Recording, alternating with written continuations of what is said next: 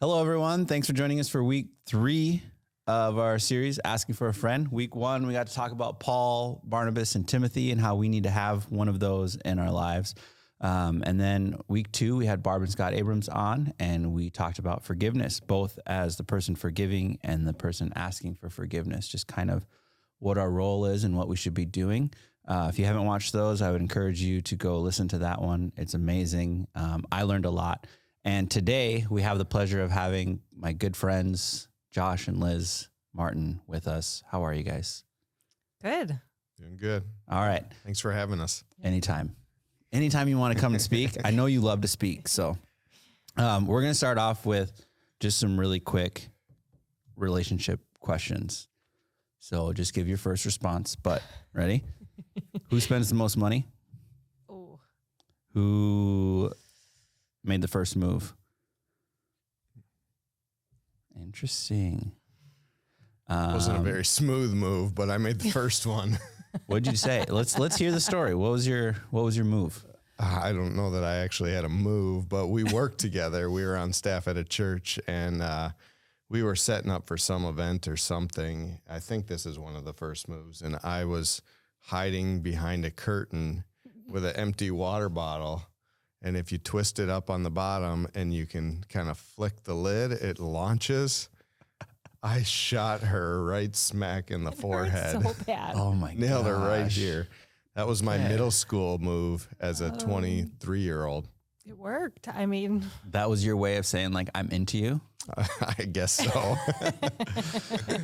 Hey, I was working with middle schoolers at the time, so. Liz, what about that made you think, like, wow, I might like this guy? it made me laugh. I mean, I don't know. Great. Who said I love you first? You, I think. Yeah. Awesome. Now, how long have you guys been married? This September will be 13 13. years. Wow. 13 years. You have any big plans? See all these lines? Just kidding. Not for year 13, I don't think. Maybe 15, we'll have big plans, maybe. 15 or 18. 18 would be the golden Cabo. one because we got married on the 18th, Mm-hmm. September 18th. Mm-hmm. Cabo? We don't, that would be awesome. Yeah. I'd take Cabo any year I can Yeah. get Cabo. Mhm. Yeah, we're not big, huge holiday people on the in-between years. We just try to get away if we can. And Couple days. Yeah. Awesome. And how long have you been here at Wilmer? This is school year number 9, so Okay. August September or August. August will be 3rd, 10. August of 2013 will be when we got here. So that's actually Start of 10 years. So I'll be starting 10 years. That's awesome. Well, thanks for coming today. I know that the stuff that we're going to talk about can be kind of awkward, and hopefully doesn't bring up any like emotion, like past emotions or anything like that. I don't I see think any you've- Kleenexes here. I think you've worked through most of this stuff, but yes. I've heard your story in passing and from you. And so I'm excited to hear how the two of you have worked together through those times. And so when you came to Wilmer, we talked about this. When you came to Wilmer, you guys were in a season of like loss, or what would you say it is? What'd you say? Yeah, I think we were in a season of, I don't think we knew it at the time, but we were starting a season of loss and just disappointed. Sure. Just kind of hurt by just some other things that had happened in our life. So we kind of arrived on the scene a little bit broken. I kind of felt like a bit of a hot mess. A hot mess with a 15-month-old. With a 15-month-old. Yep. Our first. Yeah. And up to that point, we had lived within 20 minutes of family. So we were, and I know it kind of sounds wimpy, but like it's just 2 hours. But for the first time, we were like going away from everything we knew, friends, the first house that we had together, our family, to this place where we literally knew no one. And I had never, ever been. So it was a bit overwhelming. So there's a lot of big feelings. I was overwhelmed. I was angry. I was hurt. I was disappointed. And Confused. It's a was long a 2 hours lot. though. I will give you like, you it's know, boring. it's not so bad once you hit St. Cloud, but that extra 23 stretch. Yeah. Awesome. Josh, how did you feel in that moment, in those beginning years? When we got out here, I had experienced some of the disappointment that came with, just a change of jobs and a change of scenery. And it was difficult because where we worked and where we lived was home for like our entire lives. So everything in our world was wrapped into the same area for, I don't know, almost 30 years, somewhere between that 25 and 30 years of our life was all centered in one place. And now, Minus college, but now we're being removed from that spot. And so removed from family, removed from friends that we've had since childhood. And there's a space and a distance between them. Yeah. And so just kind of coming out hurt, maybe a little bit of bruised ego as the transition came through a change in a work environment. And so coming out hurt from just kind of not being viewed as the ones to move forward in a new season. And so, So you guys are in Wilmer and life is interesting, kind of sucky. And then things just kind of continue to pile up, right? Yeah. So sure. What exactly happened so that everyone can kind of understand? Yeah. So I remember we got here and Josh got to jump back into purpose. Like he got a job here at church. And for the first time, I had worked full time as a youth pastor alongside of him for 7 years. Yeah. So I was like in a massive identity crisis for the first time in a long time. I think I got my first job when I was 13. I had no job. I was home with this baby who could kind of talk. And I had a lot of thoughts going through my head and they were loud and I didn't have anyone to talk them out with or to, and thank goodness I didn't start talking to myself. But that really turned into anxiety for me, a lot of replaying things in my head and going over things. And it just, anxiety for the first time became a thing for me. And then fast forward we were here for about a year. Yeah, it was close to our 1 year anniversary of being here. Yeah, it was about a year. And I kind of probably with the totally wrong heart and attitude, I was like, okay, if this is just the season I'm in now, let's just go there. Let's just do this. Let's have a family. Let's have more kids. And we got pregnant and August of the next year, we miscarried. So it was, I don't need to go into all of it, but it was a really super traumatic experience. And I know many people have gone through that. And if you are able to hear stories and listen and they're willing to tell, they're so different all the time. But this one for me was super traumatic. And something completely unexpected. So, so that rolled us into that. And then, a couple months later, we found out we were pregnant again and not planned. We know how it works, but yeah, not planned that soon after a miscarriage. Yeah. But, so we found out that we could get pregnant, but we lost another one. And it in your brain, when you hear about miscarriage, you think, gosh, that would really be bad. And then it happens and it's about 100 times worse than you could have ever imagined. Mm-hmm. And you have one and you think, statistically that could happen or, man, that was rough. But I just really, really didn't expect 2 times in a row, especially since we had already had a little girl and everything was perfectly fine with that pregnancy. So this had been done in my body before and it went fine. Yeah. So, I kind of call that my season of loss. I mean, we lost what our normal was in an old place and stepped into something completely new. We lost friends. We lost, not like in a bad way, but proximity to people. We lost our community. We moved to a new job and now we were actually losing people. Yeah. So Josh, what's going through your head in these 2 miscarriages and stuff.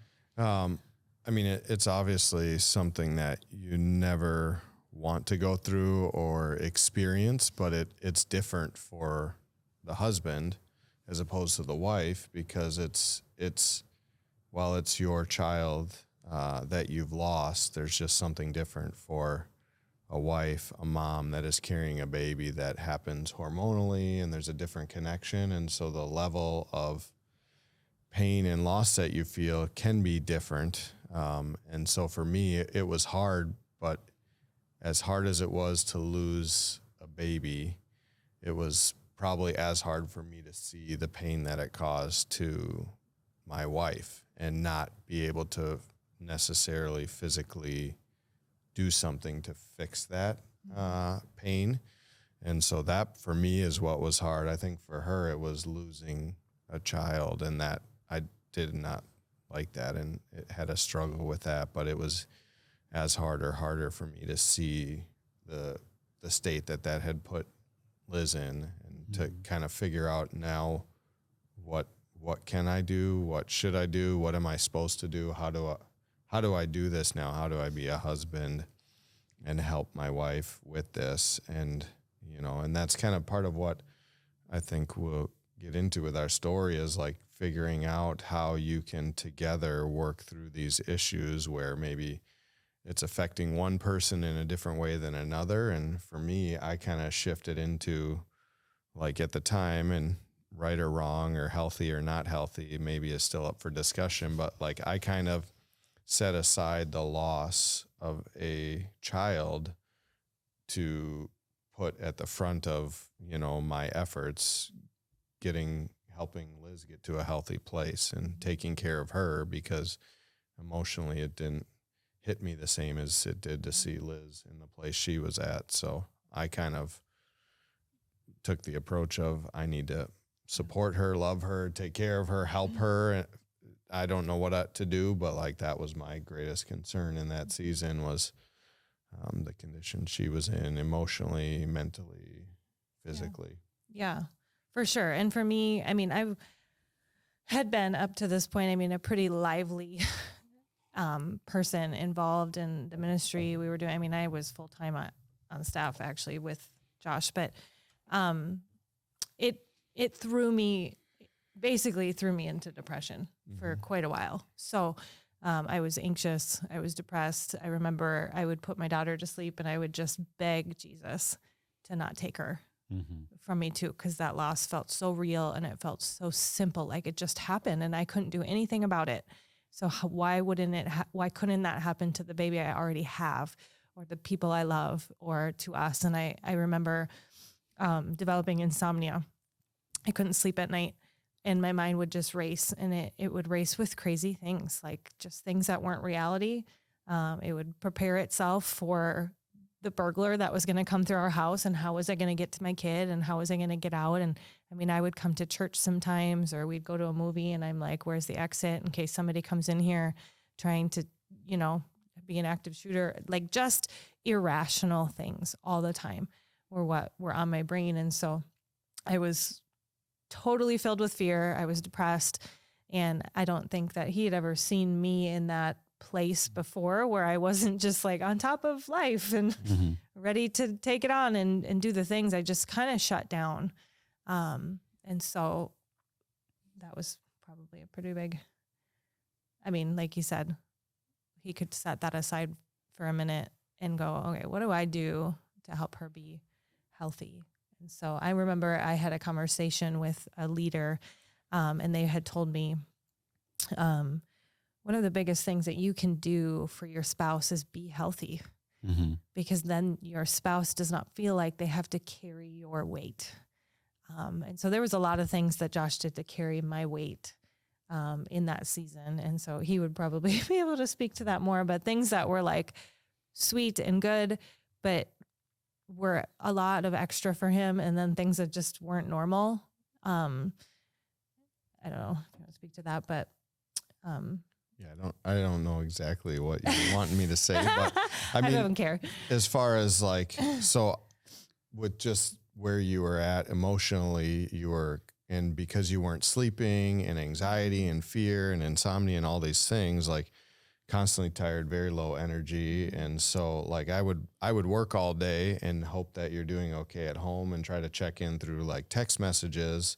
But then I would come home and assume basically all of the responsibilities at home as far as like meals and things like that and doing laundry, because there just wasn't energy to do a lot other than take care of Ellie and, keep her fed and keep her on her schedule. But then the other exterior, household chores that we do a pretty good job of sharing, for that season, I picked up the majority of those because your energy went into your daughter, and that was probably about all your capacity was at that time. Right. And honestly, just functioning. I mean, when you're in a place of depression, it takes a lot of energy just to exist, And so it's hard to explain.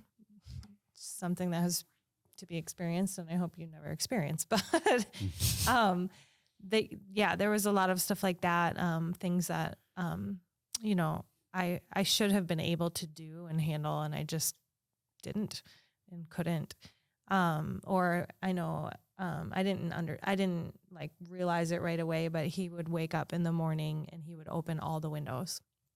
If it was nice out, literally open the windows for fresh air. And if it was wintertime, just get the blinds open, because I would have probably just functioned in a dark house all day.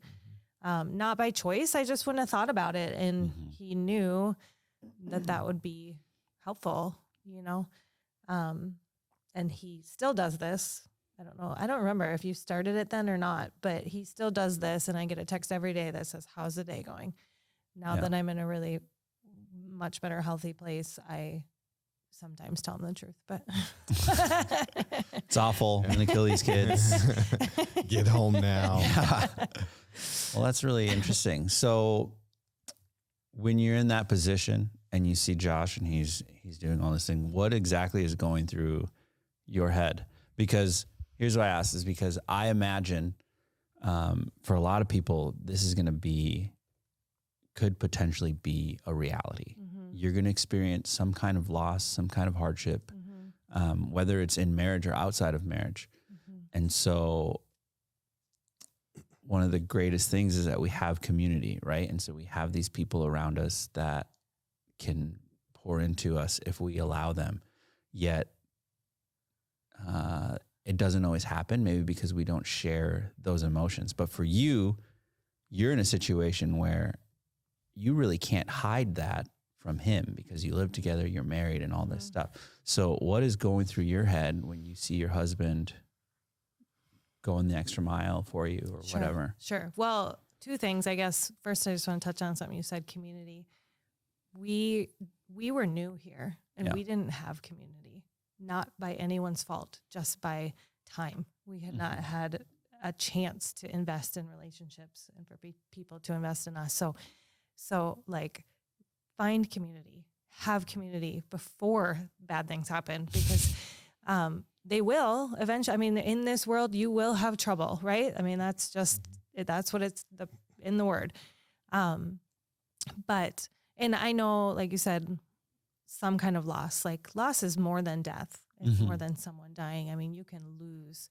That's something I've learned as we process through grief in this entire season. We lost things other than people, and they will send you into a state of grief no matter what kind of loss. Friendship, it could be a loss of job. Yeah.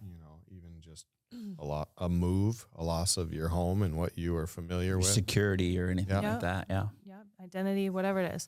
But, honestly, I think as I was in that position, the thoughts going through my head were filtered out of such an unhealthy place that I thought often I'm not enough.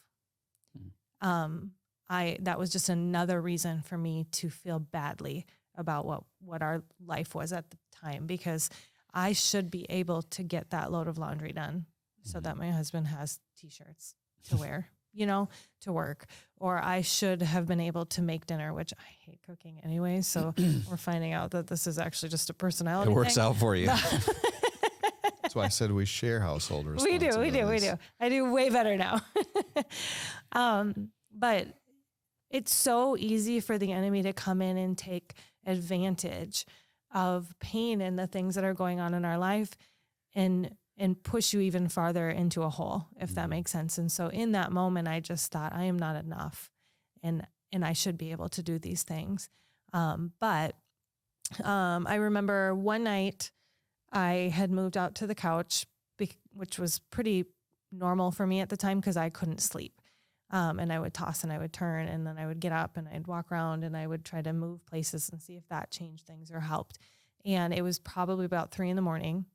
And this was like night 4 of this. And I just had this really vivid moment where I could hear lots of noises that shouldn't have been loud, but were loud. And things were just like escalated. And I woke up that next morning after finally falling asleep and I said, babe, I'm not okay. I don't think I'm okay. And I can tell that I'm not okay. And I don't want to get to the place where I can't tell that I'm not okay. And I think I need to go to counseling. I think that would be a wise choice for us at this point. And so, luckily I had a place where I knew I couldn't do it by myself anymore. I couldn't manage it. He couldn't continue to carry all the weight, and I could recognize that he was. That wasn't fair to anyone. And then that voice came back in my head saying, the best thing you can do for your spouse is be healthy. Yeah. And so I knew I had to get healthy. So we went to counseling. What else did you do? Because I know you did a lot of stuff just mentally for your own What sanity. else did I do? I ran. That does a lot. Physical activity does a lot for you. I mean, it gets out energy. Even sleeping, when I couldn't sleep, my doctor's like, well, try working out regularly because it will exhaust your body and then it will know when to sleep, or whatever. It produces certain hormones in your body that bring happiness. The other thing is you had talked about, or you did, but the idea of we were intentional to find and create our community in Wilmer because we had all our friends and we didn't have them. And so we didn't have it here. So we looked for people in a similar season and stage of life. And we said, let's form a small group. So we created a small group and we looked for people to be our community and we went in pursuit of them. And we didn't necessarily, incredible area, incredible church, very friendly, lots of friendly people, a friendly environment, but we didn't have our own set of friends that were our friends for no other reason than we wanted to hang out together. It wasn't like people were being nice because I have a job at the church, but it was people that we decided, hey, let's get together, let's be friends, let's hang out.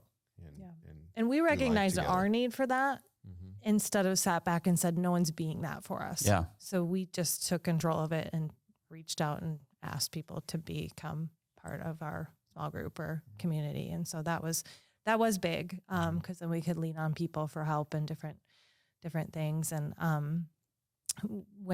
know that when we were struggling or when we did end up having our miscarriages, there was a couple people that we knew well enough that just took our daughter for a whole day, literally just said, if you just want to cry all day, I will take your child. Yeah. Do whatever you need to do, And so, or people showed up with meals and just took care of some of those simple things that were extra energy so that we could put our energy into, the things that were actually going on deeply. So, and then I think one other thing that I did, personally was make a decision spiritually. Like I remember where I was, I remember driving down the road, and I remember having this thought run through my head that I believe God is who he says he is, or I don't. Make a choice. And that was a big decision. I have faith in believing God, or I don't. Yeah. And that day I said, okay, I'm going to make the choice, even if I don't feel it, even if my circumstances don't look like it, and who he says he is, it doesn't, and what the Bible says he can do, it doesn't look like my reality. I'm going to believe that it's true and bank on the fact that he is going to show up here.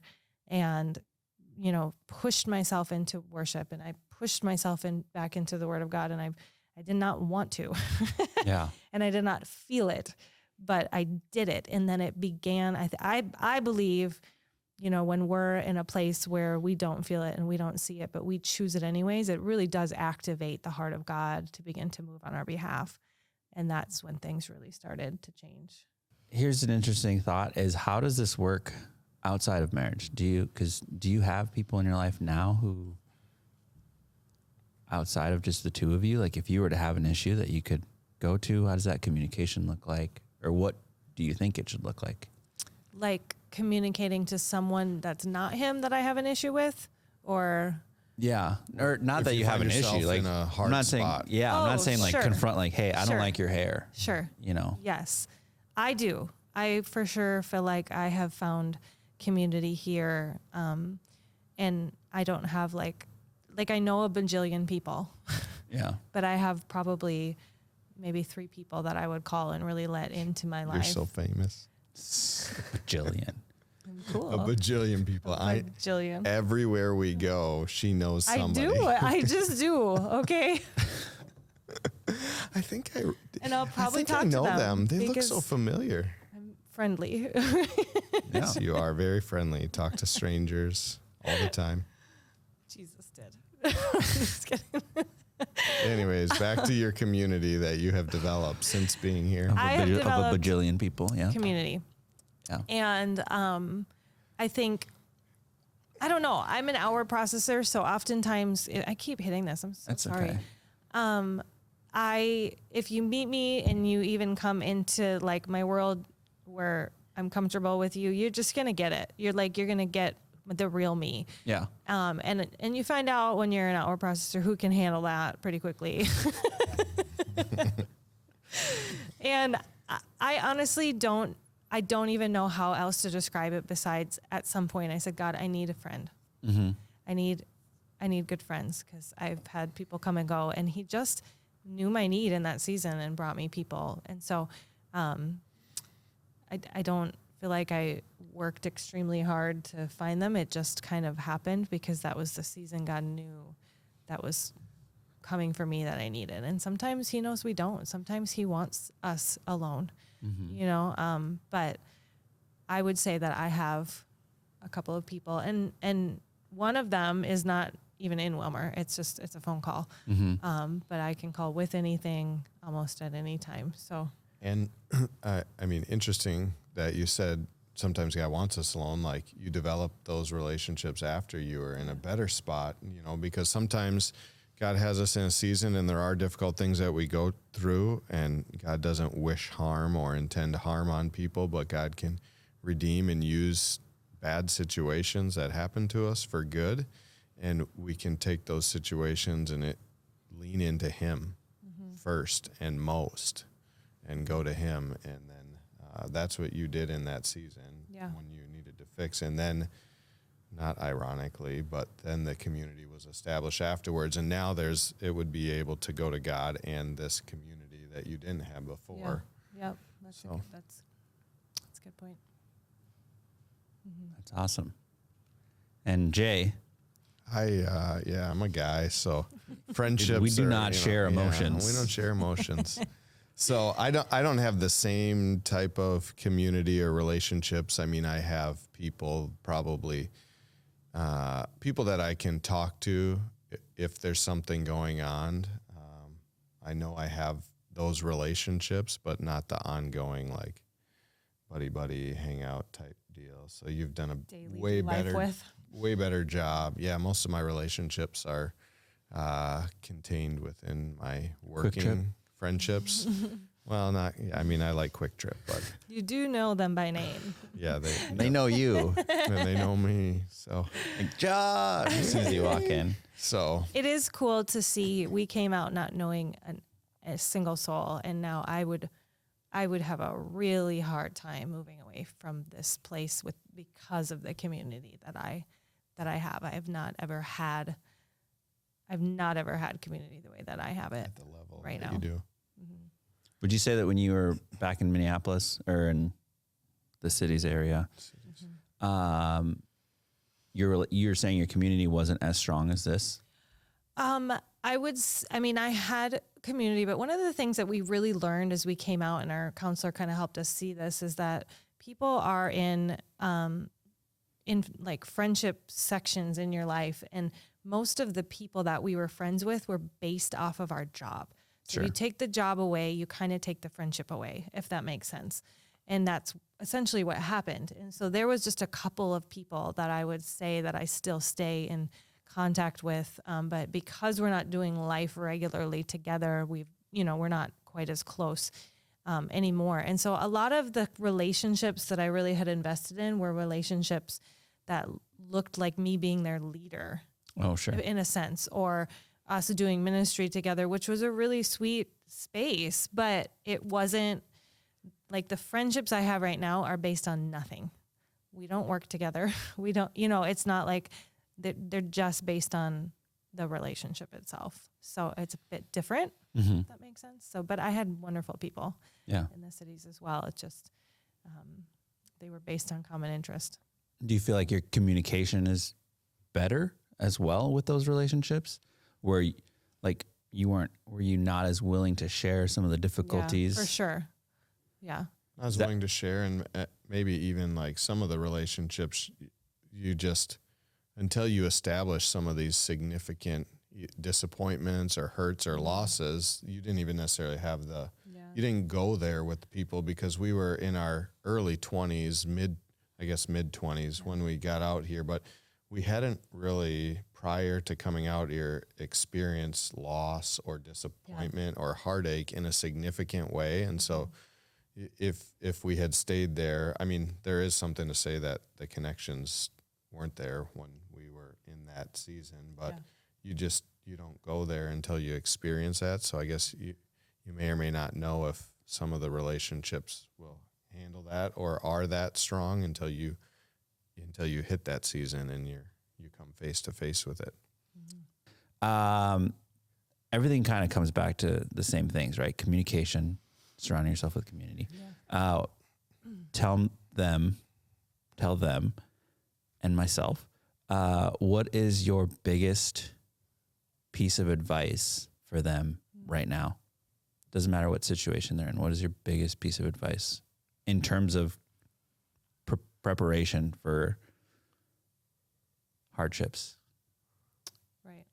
I would offer one thing. I learned this after we were out here at some conference, and I wish I knew who the speaker or author was, but one of the things that I learned that we try to put in practice is when you know somebody's going through a difficult spot or a hardship or a season of loss or something painful, just show up for that person. And you can do that regardless of if you're married or in a relationship with anyone, or if you just have a friend, or even if you know of someone that has a difficult situation in their life, find a way to show up in their life, whether that's bringing over a cup of coffee or a meal. But literally people just left stuff at the door, and they may not have known what to do or what the right thing to say was, but you just didn't feel alone. Yeah. Even if it was a small gift or a card in the mailbox. Acknowledge someone, Yes. acknowledge their pain, even if you don't know how to respond to it or how to comfort them in it, but just showing up with small acts of kindness. Or if they have kids, saying, hey, can we take your kids so you can either catch up on household chores or take a nap or go on a date or whatever, like let us take your kids. Or That's important. People like to be seen. And if they want to open up to you, they will open up to you. But regardless, they like to be seen and thought of, and it goes a long way. What about you?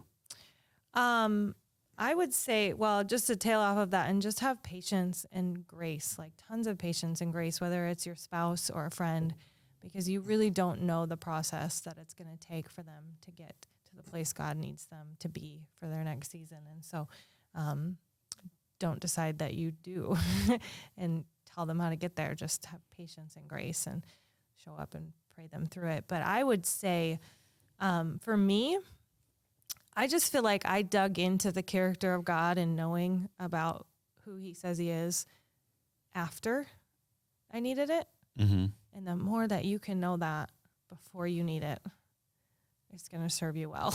Yeah. You know, I just kind of lived my life on the small experiences that I had had with him, or the feelings and moments where he showed up at an altar time or whatever. But like knowing, like when somebody says, you know, grab the promises God has for you and hold on to them and claim them as yours. Can you even name 10 of those or 5 of those? What are they? What are the promises of God that he has for you? And who does he say he is going to be for you? Because people don't know.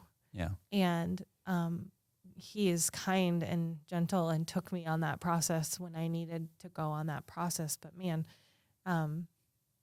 if I would have known them ahead of time, I might have been able to snap out of it a bit quicker and leaned into those things a bit harder. But yeah, so I would just say really digging in and knowing the word, knowing the character of God, kind of digging that well before you need the well, if that makes sense. For sure. So that it's ready in there when you need it. So Awesome. Thanks, guys. yeah. I really appreciate it. That was great. And it was fast. I don't know how much time we're actually at, but I hope you guys enjoyed it. We're going to let you break up in your small groups and have a great day.